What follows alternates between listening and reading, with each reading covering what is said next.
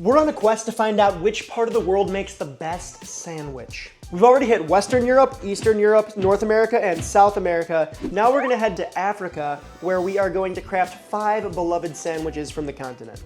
Only one of these sandwiches will take the gold and get to represent Africa, the entire continent, in the final sandwich showdown, AKA the Sandwich Olympics. A contest that will take place when we've explored the sandwiches from across the globe. And you're gonna wanna stick around because besides crowning the champ, we are going to take the best components from each of these 5 sandwiches to fuse together the ultimate African sandwich.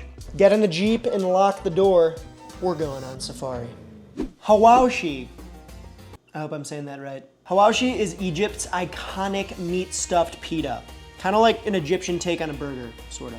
Credited to Cairo butcher Ahmed al-Hawawshi in the early 1970s, it quickly became a beloved street food that kind of blended minced meat with a crispy Egyptian pita. The pita is important, we're gonna talk all about that. Enjoyed hot, typically with a sauce, some fries, and pickles, Hawawshi is enjoyed as a late night snack, a hangover cure, just something to eat on the go.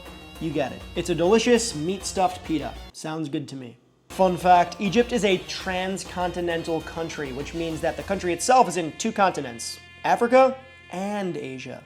We're gonna start the Hawawshi with our meat mixture. We're gonna go in with our beef. This can be just beef, this can be just lamb, this can be lamb and beef, but I got beef today. We're gonna add in this puree here, onions, garlic, and a hot pepper, maybe a little more. Now we're going in with some grated tomato. Our spice mixture, this is black pepper, nutmeg, and cayenne. Most notably nutmeg, and a pinch of kosher. Now we're just gonna smash this all together.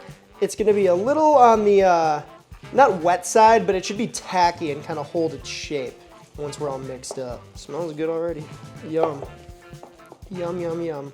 See what I mean here? It's definitely looser than it was when it was just ground meat, but it's still very pliable and malleable. You can shape it into little patties. All right. Now we just gotta put this in the fridge, let it rest for about 30 minutes. But we'll come back to this when we build. On to the next one. Senegal's Ndambe sandwich. Ndambe sandwich. I'm very sorry, I'm gonna mispronounce a lot of stuff. I'm trying my best. I can't read. Ndambe sandwiches were a very just reasonable way to use up leftover Ndambe stew of the same name. Ndambe stew is a spiced dish of black-eyed peas, onions, tomatoes, sometimes meat, peppers, a lot of stuff going on. The reheated stew is the perfect companion for a baguette that, yes, was introduced by the French during their colonial rule, man. Europe is all over the place. Europe needs to get out. Europe's got their own stuff to worry about. Now, a vegetarian bean sandwich might sound strange. At least it does to me, but I think it's gonna be good. Fun fact, Senegal is home to Africa's tallest statue, the African Renaissance Monument in Dakar. Cool. Let's make some beans. For the Senegalese John, we have a couple of special things here. One are these beans. These are black-eyed peas, technically. I just soaked these overnight, then simmered them gently in water, added some salt towards the end until they're tendy, and boom, we got some nice black-eyed peas ready to go for our stew. The next special thing is this palm oil here, which is in this creepy red bottle. It looks kind of like medicine. Palm oil is the choice of cooking oil for Western Africa, and the recipe calls for that, so that's what we're gonna use today. I went to my African market and just picked some up this morning. If you can't find it, you can also order it online if you wanna try this out. We're gonna go in with our palm oil. Look at that color, man. It kind of smells like a bitter olive. Like not olive oil, just like a bitter olive, like a Kalamata olive or something. And the color is crazy. We're gonna go in with our onions. Pinch of kosher. And we're just gonna sweat these down. Wow, that oil color is wild and it smells very unique. This is a mixture of chicken bouillon cubes, habanero, and garlic that I grated up in a mortar and pestle. We're gonna add all that in. Ugh, that's gonna be spicy. Tomato paste. All right. I don't know how I thought that was gonna work. Tomato paste. Bay leaf. Then we're gonna mix that around. The chili and the garlic are gonna wake up, spice things up. We're gonna toast that tomato paste a bit. Bay leaves will wake up as well. Wake up, bay leaves. It's time for work. Gotta cook out that tin, as they say. That tin from the tomato, even though it's not in a tin. It's in a tube. We're gonna go in with our black-eyed peas. Enough to stewify it. Stupefy. Stewify. And instead of water, I'm gonna add in some of that bean cooking liquid to make it a stewy little guy. Oh yeah. All right, now this goes to simmer on the back burner just until it kind of thickens up a bit. Some of those peas mash up a tiny bit and we get a nice bean stew that's not as loose. Beans cooking. Now we're gonna make a spicy Senegalese hot sauce for our bean sandwich. All right, medium heat.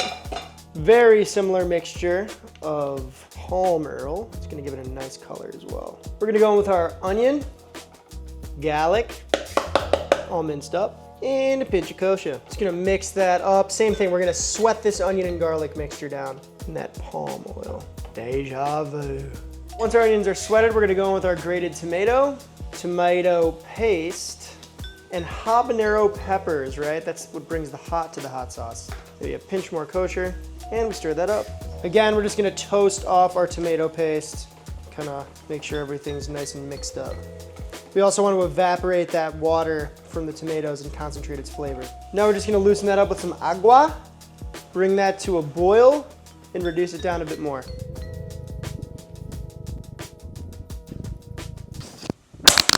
Oh! Gosh. That was his fault. Yeah. It's looking kind of jammy. Yeah. Oh yeah. We're gonna pop all this in a blender. Pray for my blender. It's probably never gonna be able to remove the stain. I will probably never be able to remove the stain. Pop the top and blend.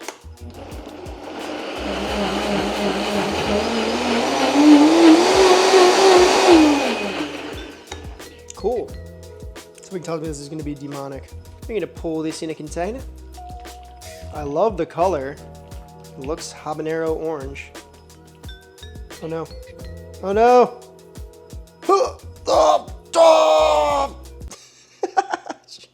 Make sure to really get it in there. I think I'm gonna go with one of these. Oh yeah. We're gonna get that on. And this goes right under your bed. Your main pillow specifically. That's supposed to be 2 eyes. South Africa's Bunny Chow.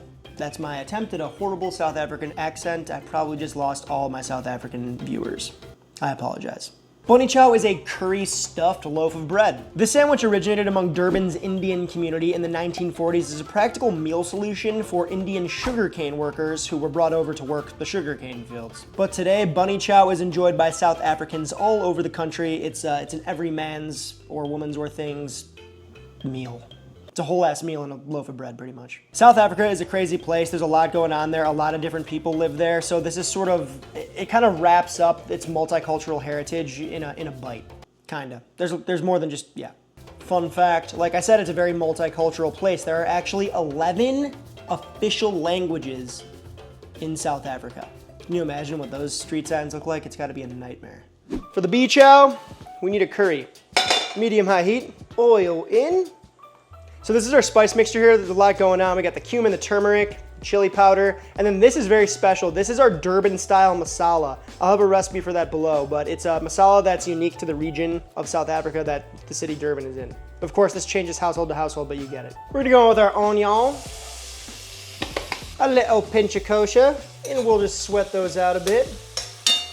We're going in with our garlic, our ginger, and our spices. Gonna mix that up, and of course those spices will soak into the oil and bloom and kind of become more aromatic and fragrant. Ooh, already hit me in the schnoz, but I have a big schnoz. Just toast that off a minute or so, it doesn't need much time. Now we're gonna add our grated tomato, a lot of water in that, actual water, bay leaf, and some potato, peeled and ready to go. It surprises me how they leave these chunky potatoes in this curry here. Now we're going in with our seared goat chunks. This can be lamb, goat, beef, but we're going goat. Love me some goat. And all the juice, don't forget the juice. Just gonna give that a mixy poo. Make sure the goat has some liquid up to the shoulders. Very nice, very nice. So this is gonna simmer off for a while on the back burner. The potatoes will get tender, the goat will get tender, the bones will release flavor into the curry, and everything will thicken up a bit. South Africa's Gatsby. The Gatsby sandwich was invented in Cape Town in 1976 by shop owner Rashad Pandi to feed hungry workers on the cheap. And yes, supposedly this sandwich was named after the 1970 film adaptation of The Great Gatsby, a story about opulence and extravagance. And that's exactly what this thing is. Sorry, Leo, not your version, the 1975 version. Bruh. For the most part, Gatsby's are enormous sandwiches meant to be shared and often eaten late night. And it changes depending on where you get it. I've seen them made with everything from hot dogs to fried squid. And as it seems with every sandwich from around the world, locals fiercely debate which is the best, which is their favorite, and which kind is the official Gatsby, but we won't get into that. Fun fact, South Africa's accent adapted from many different languages and influences, like the English, the Dutch, tribal languages from Africa, and German, which makes it, yes, pretty much the hardest accent for me to mimic on the channel. I don't think I'm gonna be doing a South African accent anytime soon. We've all seen how that goes. Again, Leo, I'm looking at you. All right, for the Gatsby, a little oil in a hot pan, and we are going to sear off our salted ribeye slabs. This is just thinly cut ribeye. We're just gonna give these some color. Remember, this is a tender cut. They do not need that long to get tender. These already have salt on them. I salted them off camera.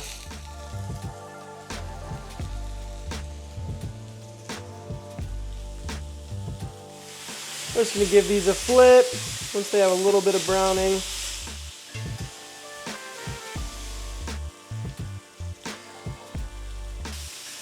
Boom. A little bit of color like that is A-OK and perfecto. All this delicious fondant that is left behind, we are going to harvest that. I'm going to turn the heat down just a smidge, right? We're going to go in with some more Earl, along with all that beef fat and the juices and everything. Wonderful. We're going to go in with our ginger, our garlic. Stir that around.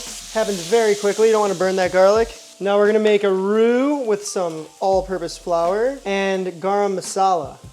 That flour is gonna toast very quickly. This happens fast, so be weary. Wonderful. Then we're gonna add in our beef stock. Cold beef stock, hot roux, no lumps. So, just kind of whisk that all about. Look at that, thicken up all nicely into a gravy. And that's exactly what we're making, like a masala gravy. Right? And if it's a little too thick, a little too thin, you can adjust consistency with liquid. You could reduce this down too if you think it's too thin, but that looks great to me. It's gonna coat the steaks nicely. We're gonna cut the heat and pop our steaks in. I'm just gonna make sure they're coated in the gravy. Very nice. Get them all in. And all that juice, don't forget the beef juice. Very flavorful. And now we're just gonna toss these steaks around in this sauce. And there you have it. This is a masala steak. You know, steak is a popular ingredient in the Gatsby, and the masala steak is a specialty of some shops in South Africa. Cool. Uganda's Rolex sandwich. Kinda. No, this is not a luxury watch. It's a delicious wrap of rolled eggs, which I guess kind of sounds like a Rolex when you say it very fast. Rolled eggs, rolled eggs, rolled eggs, rolled eggs, rolled eggs, rolled eggs, rolled eggs, Rolex. Kinda. Now, this is a relatively modern sandwich, or roll, having been invented near a college campus in the 2000s. I guess vendors began wrapping veggie omelets in chapati flatbread to create sort of an affordable snack perfect for broke students. And if you're wondering, the flatbread chapati actually came by way of Indian migrants and laborers, merchants, etc. when they were there during British colonial rule back in the day.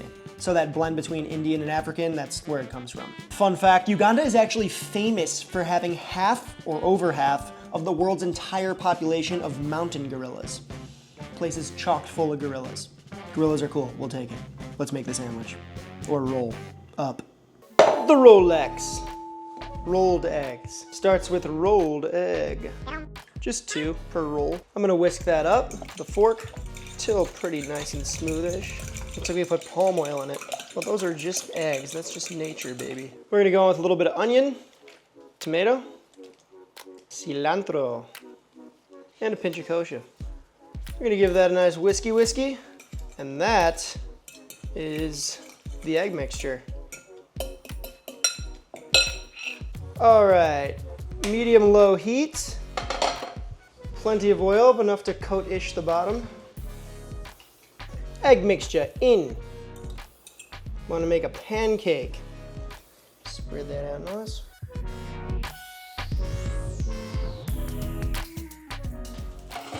All right, we're ready to flip.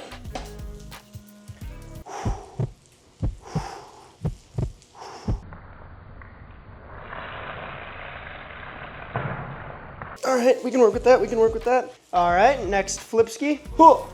Yeah, all right. Now is it time we add this guy here. This is our chapati, an Indian flatbread, right? They have, I believe, an African style of chapati too, but this is from the Indian grocery store. I'm gonna pop that right over the top there, like so. Then we'll do one of these, haha.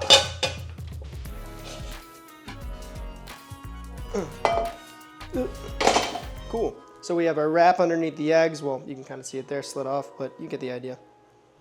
All of the components of the sandwiches are prepared. It is now TTB. Time to build.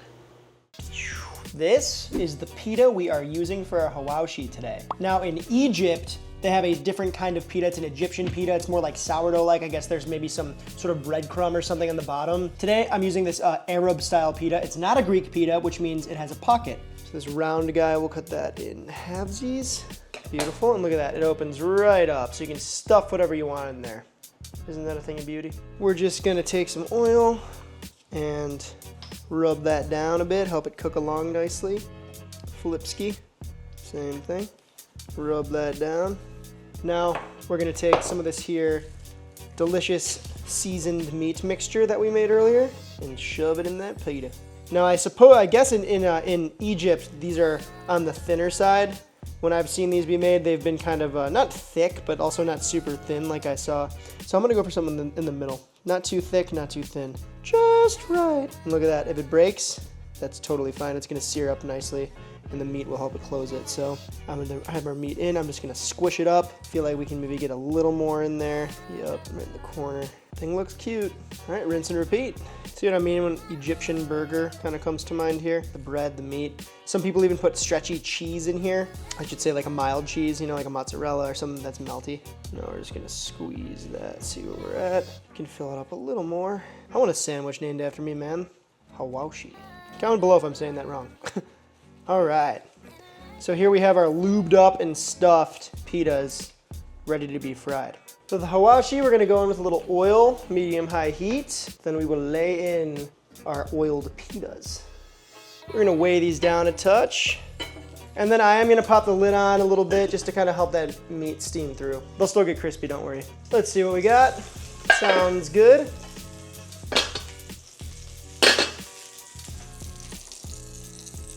Oh yeah, glorious. We'll let that other side cook off. Look at that, cooked through, crispy, brown. Look at those juices coming out, love that. Cool, Hawawshi, dunzo. Ndambe sandwich, baguette. We're gonna pop our beanage right down on top of that bottom. On top of that bottom, spicy tomatoey bean mixture, followed by some of that spicy tomatoey hot sauce. Whoa, that's cool color. Palm oil, man. And that is literally it. That is it. The Senegalese Ndambe sandwich.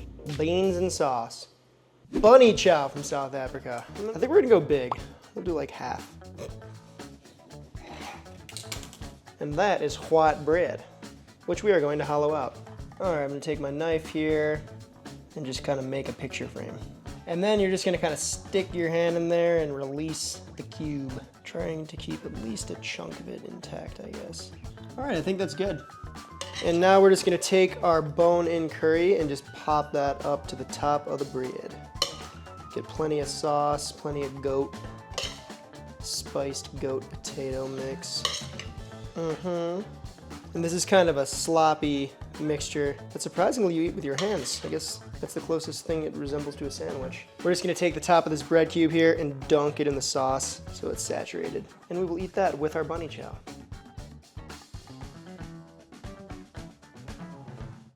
South Africa's Gatsby starts on a massive French style roll.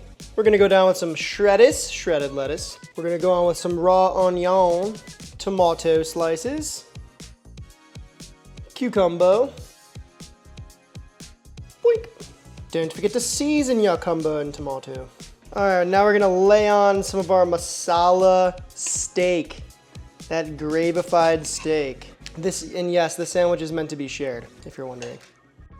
A little extra gravy, make it sloppy. But we not done yet. A load of French fries. Oh my God, dude. This thing is nuts. And just when you thought it couldn't get any crazier, we are going on with the eggs. Oh! Come on, make it, buddy. You got this. That was close. And finally, interestingly enough, American cheese. This stuff is worldwide, I guess. I'm just gonna put a little bit of gravy on the top there. Gravyified lid on. The sandwich series continues. The Rolex. We're already ready to roll. All you gotta do is roll the Rolex up and you're good to go. Boom, the Rolex.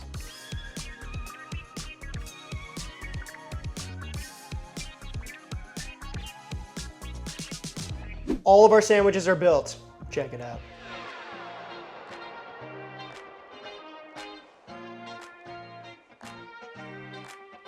All right, so we gotta start. We gotta rank these things. The hardest part of the video, in my opinion. But before we do that, we gotta taste them, of course. So, where should I begin? Let's go little guys first. I'm gonna do the Rolex Uganda specialty right here. Smells like an omelet. Tastes like an omelet. It's a veggie omelet and a flatbread. Kind of like a tortilla almost. Nothing wrong with that, it's like a breakfast taco. All right, next up, let's go with this guy, the Egyptian Hawawshi here. All right, I made two. I couldn't resist putting the cheese in it. So we have the plain Jane and the cheese guy. I'm gonna go with plain Jane first. These are often served with a sauce, maybe a tahini-based sauce and pickles and French fries, but we're going straight sandwich today. This is a sandwich video after all.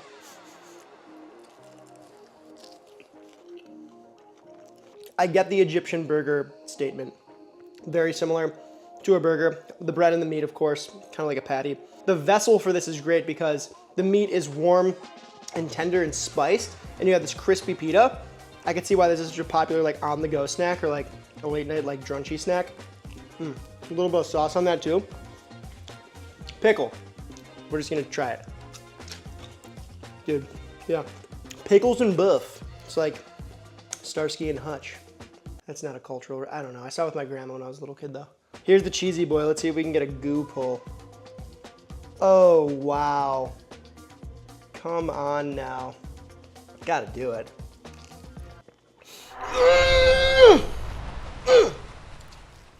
That's good. That'd be an Egyptian cheeseburger. All right, next up, I think we gotta send the Bunny Chow. Now this is less a sandwich and more of a curry bread bowl. But I feel like it's kind of like maybe a long lost cousin of a sandwich or whatever. And it's very popular. People seem to really like this. I mean, what's not to like? So I guess the way you do this is you can like take a little piece of the bread, rip it off with your hand. Okay, that seems like it's gonna fall apart over here. All right, there you go. Got some of the sauce, the potato, the goat.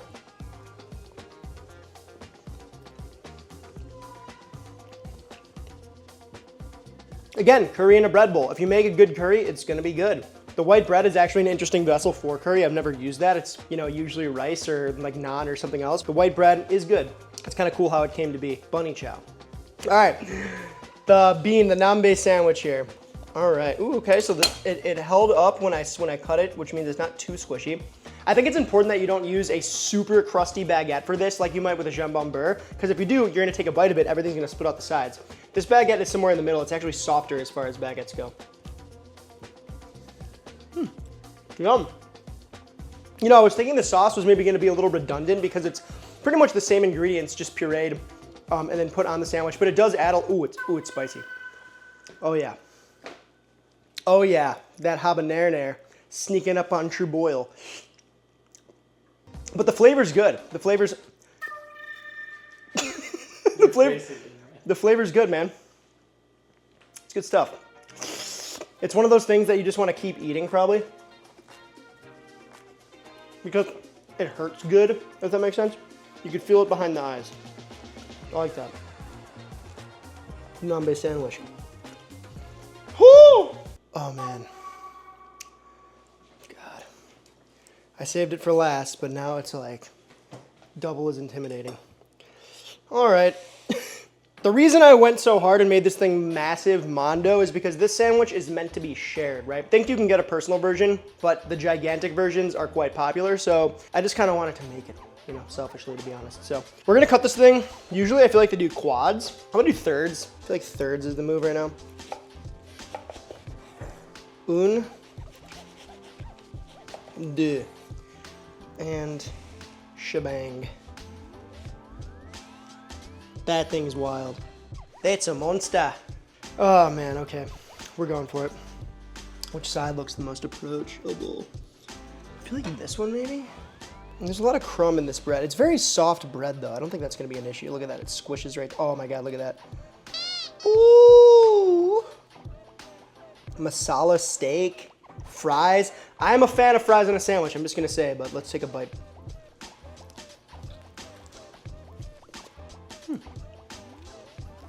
Pretty good. I want to taste a little more of that steak. It's not often that you get Indian flavors on a sandwich, and with that masala steak, it's almost like a Salisbury steak and curry had a baby, which doesn't suck, as you might imagine. And the bread it was on too just kind of hugged all the ingredients as you saw, and it's actually surprisingly very easy to eat, even though it's massive. Cucumbers, interesting. I don't always go for it on a sandwich, maybe like a turkey sandwich, cucumbers, but all in all, tasty sandwich. The Gatsby, it is indeed great, as you can see. Now comes the hardest part of the video. We gotta rank these things. All right, we're gonna rank these things 1 through 5. 1 being the best, 5 being the worst, but this is a pretty tough board, so that's still, you know, 5th place, respectable still. In 5th place, last place, but still respectable on this strong board. It's gonna have to be the Rolex. Okay, I love breakfast tacos, I love omelets, chapati is great too. There just wasn't that much going on with this. It maybe could have used a sauce or something like that. Just a little too like simple and basic, but delicious and totally a healthy, nutritious breakfast. And if I was a broke student again, I would be all over this. But 5th place, Rolex. In 4th place, it's gonna have to be the Bunny Chow. Okay, is this a sandwich? I'm not sure, but to me it's related because there's a lot of bread and meat and stuff inside of it. Again, it's kind of like a curry bread bowl. If you make a good curry, it's gonna be good. Again, it's not trying to be a sandwich or anything, so we won't dock off points for that. But on this board, 4th place, Bunny Chow.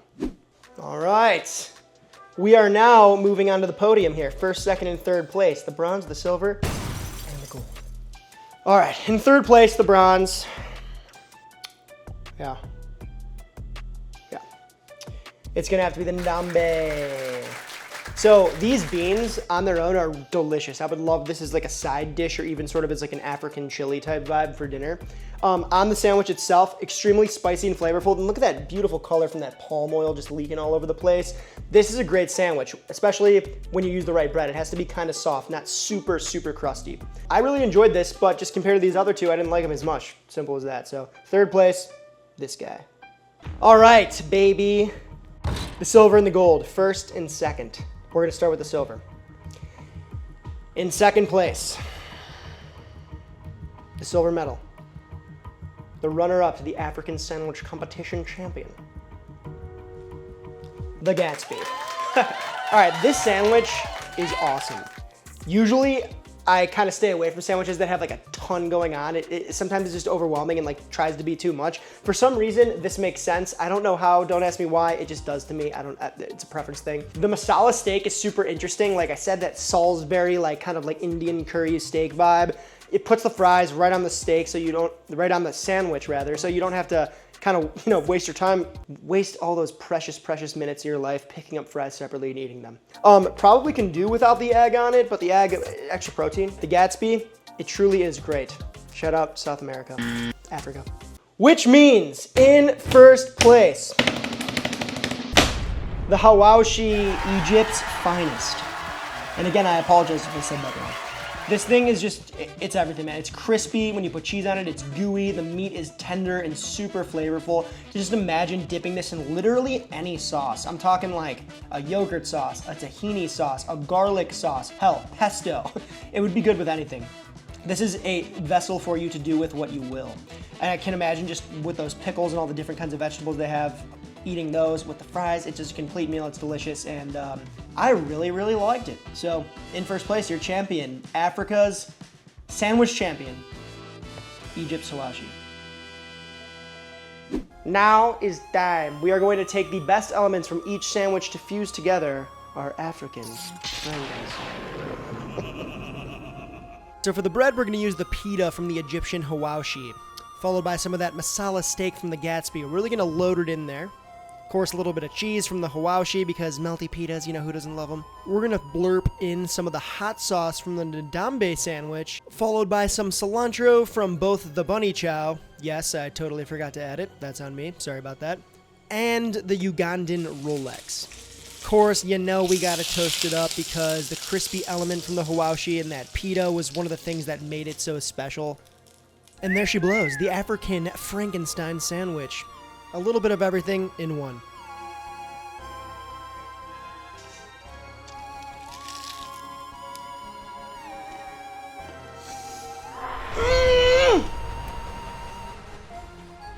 It's really flavorful and crispy. That part. I need to. A solid Frankenstein this go around. Frankensando's the movie. Check that off the list. If you like this video, check out the other ones. We got South America, North America, Western Europe, Eastern Europe. Now we have Africa, and next time we're off to Asia. So if you like the video, give it a like, it helps the channel. If you're new to the channel, subscribe to the channel. If you're not new to the channel, a kiss, welcome back. The best way to support us is over on the Patreon, aka the grocery fund. It helps us make the Salisbury masala steaks, buy the bread, put the sandwich together and everything in between. But if you cannot financially support, that is a-okay. Come say what up in Discord and introduce yourself. If you like to cook and you like to post pictures of your food and talk with like-minded individuals, come say hi. We're all hanging out. That's all I got for you this time, so until next we meet. See ya. Later.